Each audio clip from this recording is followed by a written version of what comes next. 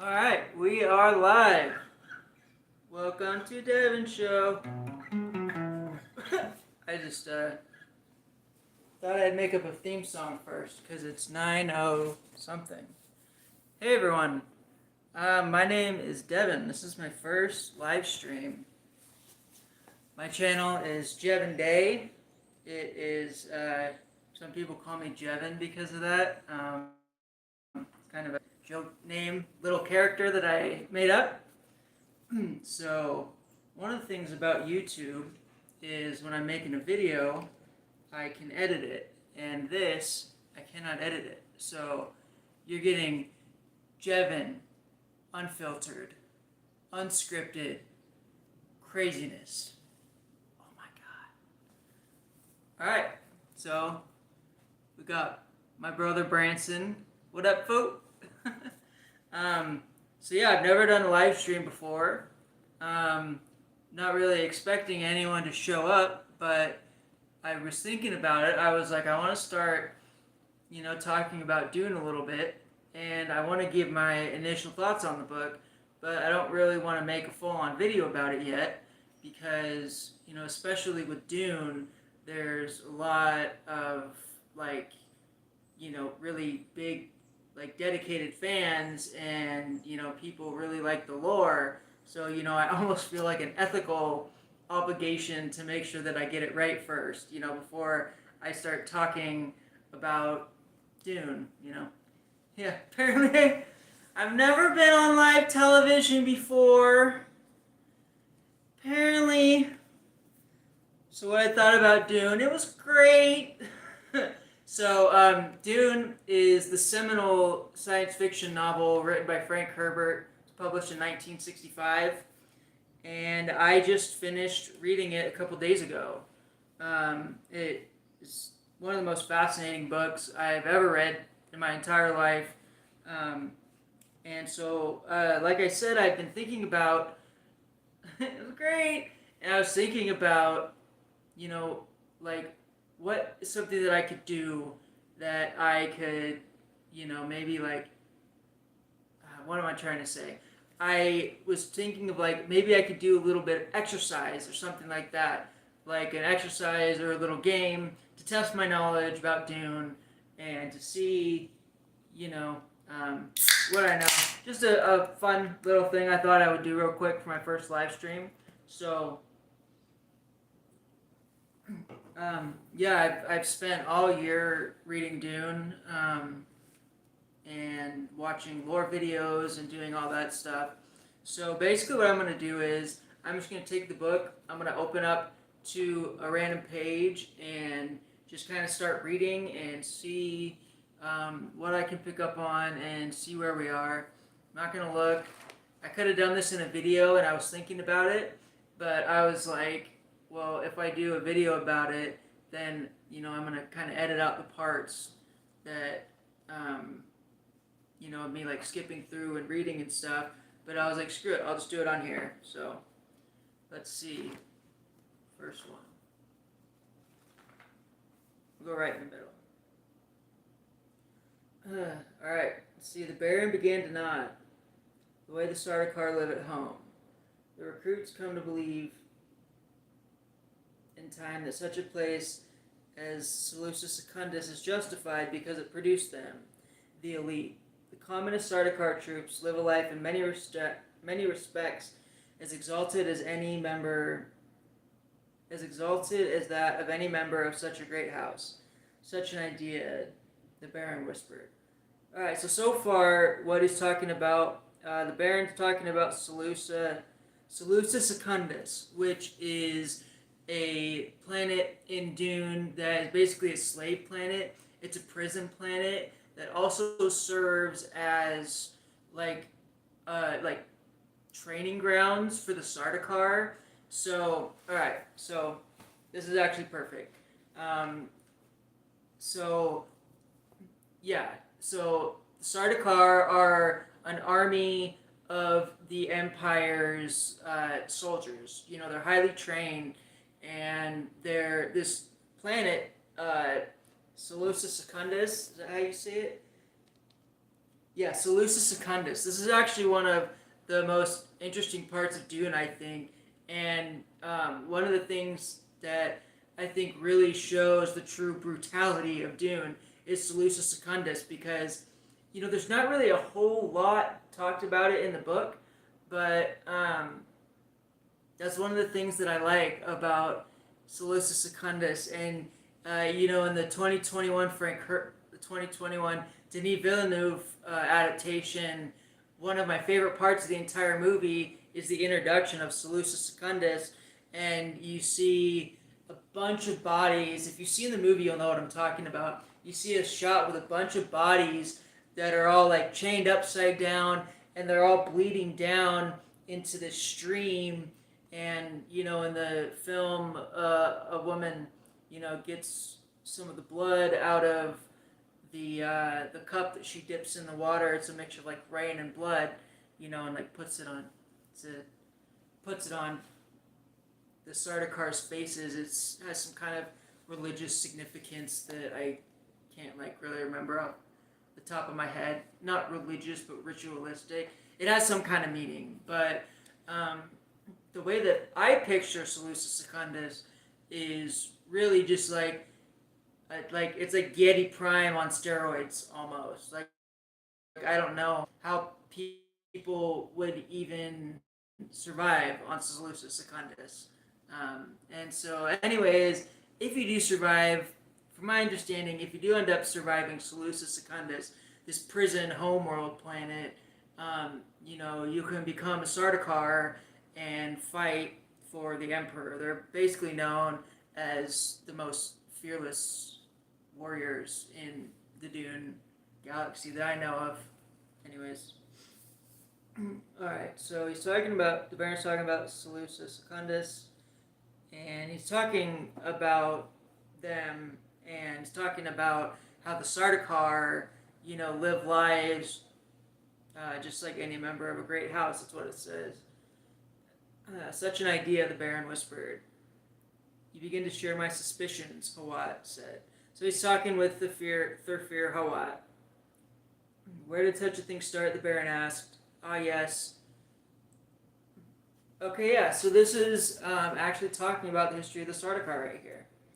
Ah, yes. So, Thurfir Hawat right here is telling the Baron about Seleucus Secundus, but one of the things that is so great about Frank Herbert's writing is that he is able to kind of outline multiple things. So it's not just exposition. You're learning as a reader about Seleucus Secundus because the fear is learning about Seleucus Secundus.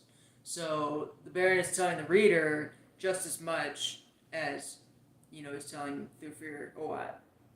And just so you know, Thurfir Hawat in Doom is a character that's known as a mentat. They take a certain drug and go through all kinds of training that allows them to basically be like a human computer, but they are still human. That's one of the things that makes them so interesting as a character and just as a concept. Is they're pretty much like human robots. So they are super smart, but they're also human. So they have emotions, they have flaws. So they're almost like an imperfect computer. And one of the things that I love so much about Dune is that human aspect of it. It's not about computers becoming human. It's about humans and consciousness like evolving into, I don't want to say a robot because that like takes all the humanity out of it, but they almost start becoming like godlike in a sense. They start getting powers that we now, could never possibly even imagine. But so I just went on a tangent about mentats, but anyway, so back to the book. Ah, yes. Where did House Carino originate? Were there people on Seleucus Secundus before the Emperor sent his first contingents of prisoners there? Even the Duke Leto, a cousin on the distaff side, never knew for sure. Such questions are not encouraged. The Baron's eyes glazed with thought. Yes, a very carefully kept secret. They use every device of, and there's a dash, Anyways, all right. So yeah, so this is talking. Let's see where the people.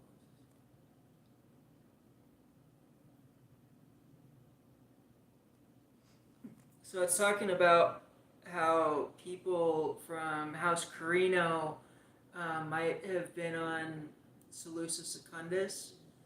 I know that I didn't pick up on a lot of that. That's wild.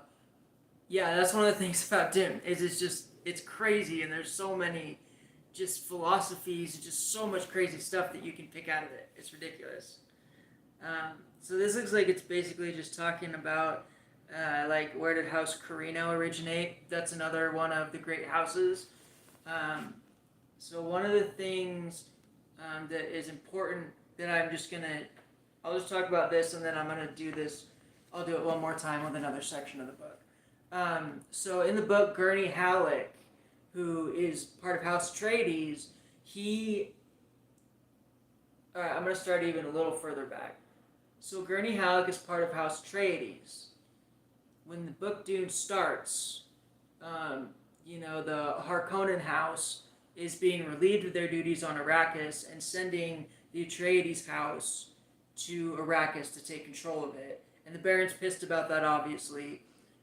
So the Baron is planning on having Raban, the Beast Raban, who is played by Dave Bautista in the Denis Villeneuve film. He's the one that the Baron sends to control Arrakis, and that is the Beast Raban. And then Gurney Halleck, who's part of House Atreides, he's played by Josh Brolin in the 2021 film.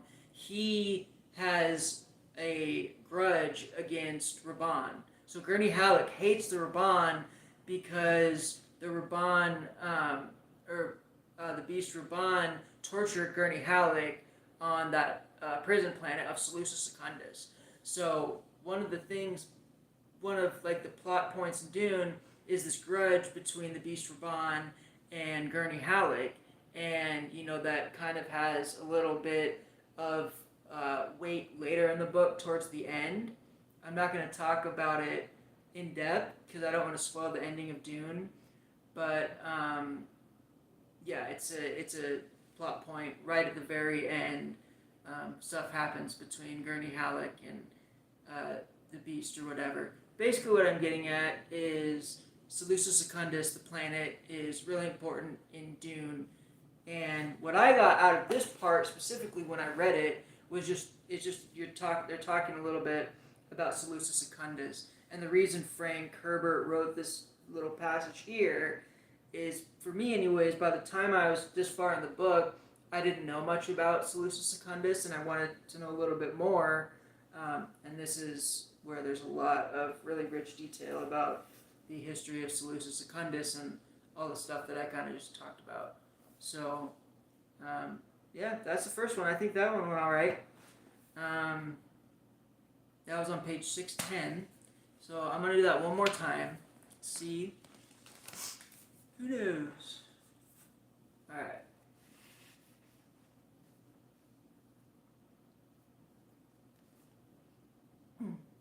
This place could conceal anything, he said. I have reason to believe it's safe, she said. My room was supposed to be safe too, Hawat said. It was a hunter-seeker, she reminded him. That means someone inside the house. Inside the house had to operate it. Secret control beams have a limited range. The thing could have been spirited in here after Hawat's investigation. So I'm pretty sure this is talking about when Paul... Yeah, so this is going to be talking about when Paul is... There's a little thing, I can't remember what it's called, that's sent to assassinate him, and he ends up seeing it, and so after it happens, Thafir, Hawat, and Jessica, he tells them, hey, I just, someone just tried to assassinate me. So they're just talking about hunter seekers. That's what it's called. The little things in the Dune movie. It looks kind of like a little black dragonfly with a needle on the end of it, and the needle tip is what has the poison. And one of the interesting things, Paul really only survives this in the book because he has Bene Gesserit training. Now, it does you can't really show it in the film, but in the book, the Bene Gesserit can control all their muscles. Like for example, your tongue like never stops moving. I would imagine that they could even like make their tongue stop moving. So, anyways, they have like almost otherworldly, like mystical power over control of their muscles. So that's one of the things that I think is interesting about Dune. That's what I'm going to talk about with this passage. Is just the only reason Paul survived that is because of his Bene Gesserit training, and doesn't really talk about too much in the book, but that's a really important thing is that training. And yeah, Paul wouldn't have survived that if he didn't have his mom there training him in the Bene Gesserit ways. It just never would have happened, and that's one of the things that makes Paul, a little bit different than any other, other 15-year-old boy that would be in his shoes, is that he has that Bene Gesserit training. So when it comes down to it, Paul is a really unique character. He's really not the typical, like, male lead character. I don't even know, that doesn't even make any sense. But he's a very unique character, and he changes a lot throughout the book. He's really timid. He's not very sure of himself. He can see, really vague glimpses of the future that really, really freak him out. And he doesn't like what he's seeing, and he like kind of fights. It takes him a while to really accept who he is, and I think that this is, I guess, just a good section that of the book that kind of shows that. So so